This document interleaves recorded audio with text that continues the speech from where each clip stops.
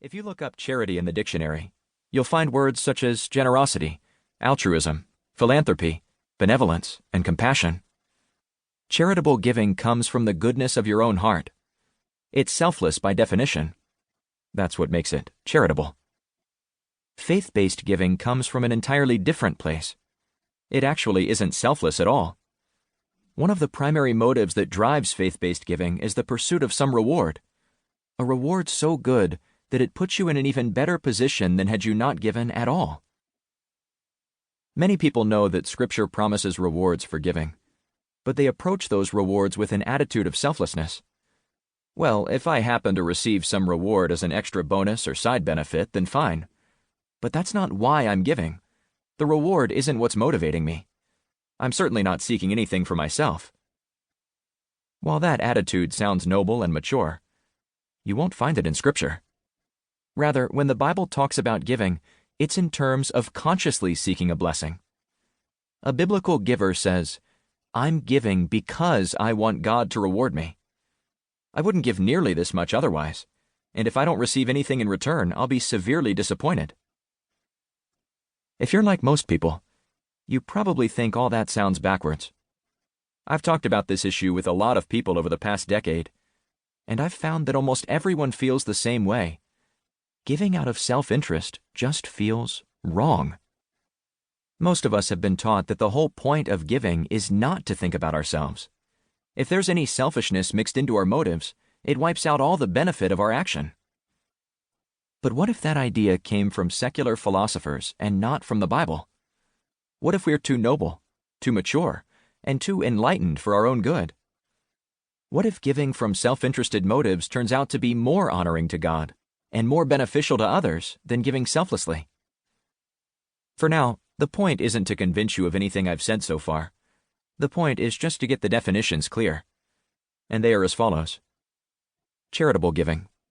When you give a small percentage of your income to help someone simply out of the goodness of your own heart. Faith-based giving. When you give a large and ever-increasing percentage of your income to God because you want something from Him in return. If you're satisfied with the former, this probably isn't the book for you. But if you're intrigued by the latter, read on. Our story. 1. Decision. 2 months after my wife Brittany and I were married, the church we were attending at the time began a giving campaign. Every family in the church was asked to make a commitment at the outset of the campaign, pledging the total amount they would give over the next 18 months. I was excited about this because it was my first opportunity to try out faith-based giving for myself. Growing up, I had seen it modeled by my parents. I knew they always gave 20% of their income to our church as a matter of course. In addition, whenever there was a special offering, they sat us kids down and told us how much they were going to give. They explained that it would require some sacrifices, but they were trusting God to provide. And I had seen it work out. By the time I was a freshman in high school, my parents had given away my entire college savings. From a human perspective, this was foolish. But through unexpected channels, they received the same amount back, and more, during my senior year. Just in time for me to attend private college, debt-free. Now that I was an adult, I felt it was my turn. Brittany and I sat down to talk about how much we would give over the next 18 months. We both agreed that we wanted to give an aggressive, faith-stretching amount. We wanted to test God. Before I tell you how much we decided to give, let me offer a disclaimer. In the first part of this book, the first 4 chapters, I'm going to be sharing personal financial information. I have thought long and hard about whether to do this. The decision to include my own story in this book came only after a long struggle. There's a large part of me that doesn't want to share it, that is scared to. It makes me extremely uncomfortable for a couple of reasons. First, I'm afraid I will be judged. I know that some readers will misunderstand and be turned off or strongly disagree, either with the actions we took or with my decision to disclose them.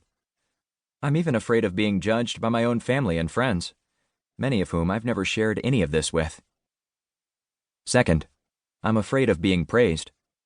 While some might condemn, others might applaud. To me, this second possibility is even more frightening.